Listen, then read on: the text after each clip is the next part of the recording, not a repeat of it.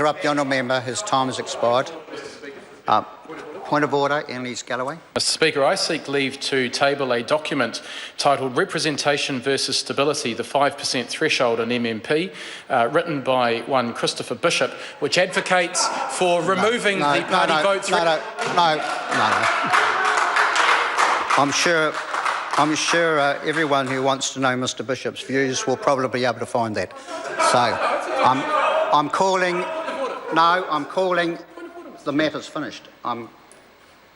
No, I've dealt with it. I'm calling David Clendon. Thank you, Mr Speaker. I'm pleased to take a brief call, and it will be brief on this very good bill, and congratulate the member on bringing it to the House. The Greens like this bill. It's very much in line with our own party submission to the MMP review, where we argued for the elimination of the one electorate threshold on the basis that it was creating disproportionate outcomes. We argued for a reduction in the percentage threshold, and we highlighted the fact that the original Royal Commission pointed to 4% as being an appropriate level for that. We've heard much from the government side this afternoon about the self-interest of Labor and, by association, the Greens in bringing this bill, and I think it would be helpful for those members to actually read what the Electoral Commission had to say in 2012. I would think it would be a very brave or foolish person would accuse the Electoral Commission of self-interest, political interest.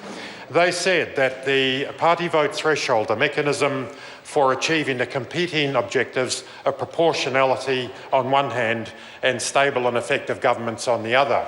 One argument is everything wide open, no threshold at all, which means you'd have lots of one-member parties in this House, and that would not be a stable environment.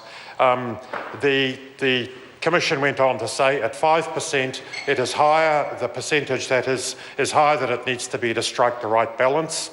It could be lowered to 4% without any without any risk to effectiveness or stability, and that is what we recommend be done. They go on to say that the one electorate seat threshold should go because while they concede it does increase proportionality, it does so in an arbitrary and inconsistent way. Its effect has been to undermine the principles of fairness and equity. And I'd be interested to hear an argument that that is a politically loaded position, a self-interested position from the Electoral Commission. Having said all that, sir, I have heard an argument, and I'm slightly influenced by it, that we shouldn't worry too much about the coattail rule, because evidence is, and it was reinforced by the member for Papakura, the evidence is that parties who rely on the coattailing provision actually don't survive very long. They don't thrive. They might maintain a residual presence, as we see, with all due respect, and now the member to my left, the ACT Party member, the entire ACT Party caucus present in the House today. The reality is that I think the ACT Party's support peaked with a magnificent 3.6% in 2008. And under the coattailing provision, that brought in 4 list MPs behind the then leader, Mr Hyde. And I have to say that those MPs, in their own unique way, I'm looking for a word other than value. They added a layer of interest to this House. I think one of the most remarkable speeches I've ever heard in this House was in the context of another electoral bill, and as happens, the Electoral Disqualification of Sentenced Prisoners Amendment Bill, which to this day should be looked back on with shame by the National Party who supported it. One Hilary Calvert, the then MP, made the most extraordinary 47-second speech that I think this Parliament has ever heard. So while there is a level of interest added to the House by the presence of these smaller parties who are relying on coattailing, ultimately I think we have to concede that they do not thrive in the long term.